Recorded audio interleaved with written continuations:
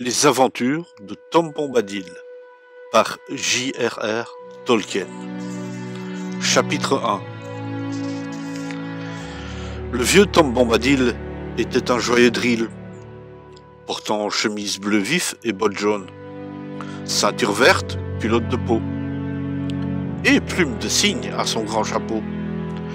Il vivait au pied de la colline, là où, entre sa source herbeuse et le fond du vallon, court l'Ozereth.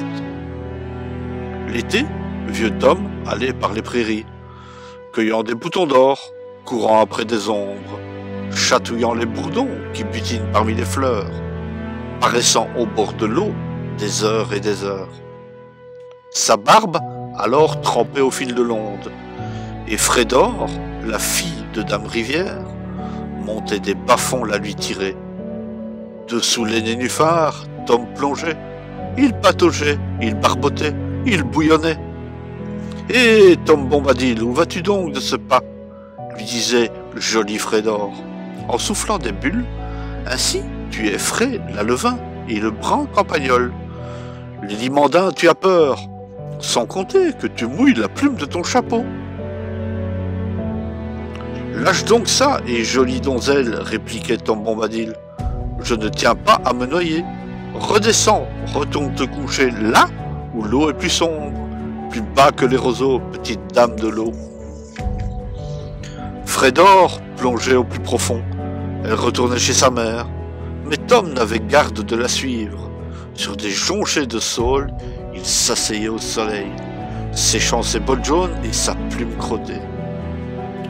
Tom, profondément endormi, chantait sous les branches qui se balançaient.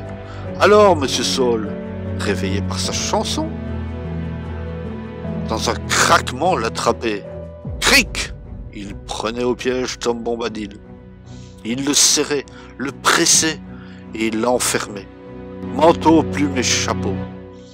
Ah, Tom Bombadil, où donc as-tu la tête? Que tu oses venir pépier dans mon arbre? Que tu oses me regarder boire au fond de ma maison des bois?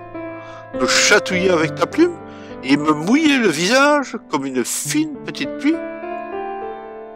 Veux-tu me laisser sortir, vieux Saule? Je suis tout engourdi là-dedans. Il n'y a pas le moindre coussin? Dans tes noueuses racines, bois donc ton eau de rivière, et comme la fille de la rivière, retourne te coucher.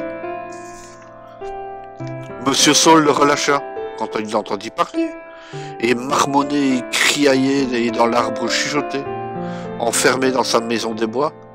Quittant le vallon des saules, Tom remonta l'Ozereth. Sous les frondaisons, il s'assit un instant, l'oreille aux aguets. Dans les branches, les oiseaux pépiaient, gazouillaient et sifflaient. Autour de son front, tout frissonnant, tout papillonnant, des papillons voletaient. Puis vinrent des nuages gris et le soleil de s'y noyer. Alors Tom pressa le pas. La pluie se mit à tomber, éclaboussant, en 1000 anneaux frémissant l'eau qui courait.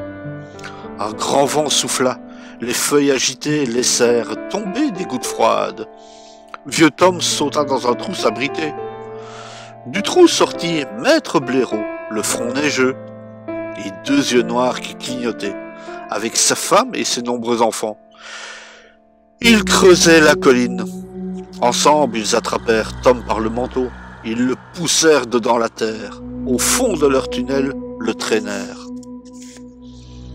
Dans leur maison dérobée, il était là à marmonner. « Et Tom Bombadil, où donc as-tu dégringolé en enfonçant la porte d'entrée?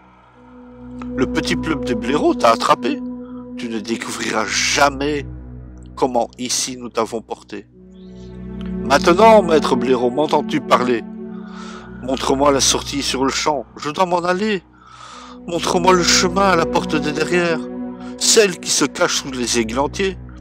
Et puis nettoyez vos sales pattes et mouchez vos nez crottés. Retournez vous coucher sur vos coussins de paille, comme Frédor et ce vieux Saule. » Alors les blaireaux dirent « Excusez-nous !» Ils montrèrent à Tom comment ressortir de leur jardin d'épines. Puis ils revinrent se cacher, tremblants et frissonnants. À double tour, toutes leurs portes ils fermèrent, et tous ensemble la terre ratissèrent. La pluie avait cessé, et le ciel était clair. Dans l'éclat du soleil, vieux Tom riait, tandis qu'au bercail, il rentrait. Arrivé chez lui, il ouvra la porte, et dans sa cuisine, un volet. Autour de la lampe, les papillons se mirent à voleter. À sa fenêtre, Tom vit les étoiles poindre et clignoter, et vers l'est, le mince quartier de Nouvelle Lune se noyait. L'obscurité enveloppa la colline. Tom alluma une bougie, il monta les escaliers grinçants, il tourna le bouton de la porte. « Oh là, Tom Bombadil, regarde ce que t'apporte la nuit. Je suis ici derrière la porte, enfin je t'attrape. Tu avais oublié Tombeau, l'hôte de ce tumulus. » En haut de la colline et son anneau de pierre, le revoilà en vadrouille. Il va te descendre sous terre, pauvre Tom Bombadil. Tu y seras tout blême et glacé. Va-t'en, ferme la porte et ne reviens jamais. Fiche-moi le camp, œil de braise. Toi et ton rire caverneux. Retourne à ton talus herbeux sur ton coussin de pierre. Couche ta tête d'os, comme Monsieur Saul et la jeune Frédor, et Maître Blaireau en son terrier aussi. Retourne à tes joyaux enterrés, retourne à tes chagrins oubliés. Tombeau se sauva en sautant par la fenêtre, il coupa à travers champs, et, rasant les murs comme une ombre, il fila. En gémissant, il revint à son anneau de pierre. Sous le tertre solitaire cliquetaient ses anneaux d'os. Le vieux Tom Bombadil s'étendit sur son oreiller, plus doux que Frédor, plus calme que Monsieur Saul, plus confortable que Maître Blaireau, ou que même les gens du tombeau. Il dormit comme un loir, ronfla comme un soufflet. Il se leva avec le soleil du matin, le lendemain. Il siffla comme un étourneau, il chanta. Auprès de ma blonde, qu'il fait bon, fait bon, fait bon. Il secoua son chapeau cabossé, ses bottes, ses plumes et son manteau. Il ouvrit grand la fenêtre pour le soleil y faire entrer. Ce vieux malin de Bombadil était un drill avisé. Bleu vif était sa chemise et ses bottes étaient jaunes. Vieux Tom, non, jamais personne ne put l'attraper. Que ce soit sur les collines ou dans la vallée, par les sentiers des forêts ou au bord de l'Ozerette, ou même quand un bateau sur des étangs nénuphars il naviguait. Mais un jour, ce fut lui qui attrapa la fille de la rivière, en robe verte, cheveux défaits. Assise parmi les joncs, elle chantait de vieilles chansons.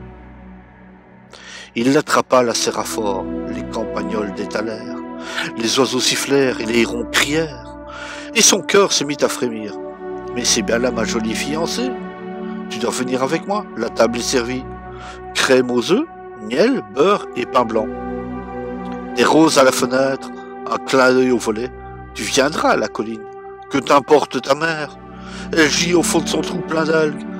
Ce n'est certes pas là quelque chose que tu trouveras avec un amoureux. » Vieux Tom Bombadil fit un heureux mariage, sans chapeau ni plume cependant, mais couronné de boutons d'or.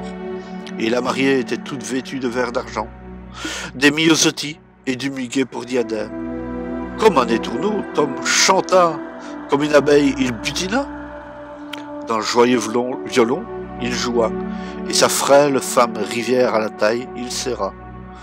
Dans sa maison, les lampes s'allumèrent, et blanche fut la couche. Dans l'éclat de la lumière lunaire, les blaireaux vinrent un petit pas. Au pied de la colline, ils dansèrent, et vieux Saul frappa et frappa au carreau. Tandis que sur leur couche ils reposaient, sur la rive dans les roseaux, Dame Rivière soupirait. Elle entendit vieux Tombeau qui sous son tertre pleurait. Mais Tom Bombadil se moquait bien des bois et des voix, des coups, des éclats, des pas dansants, des bruissements de la nuit.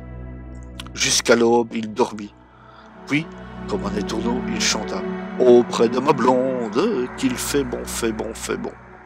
Assis sur le pas de la porte du bois de Saule, il coupa, tandis que Frédor coiffait ses blondes tresses.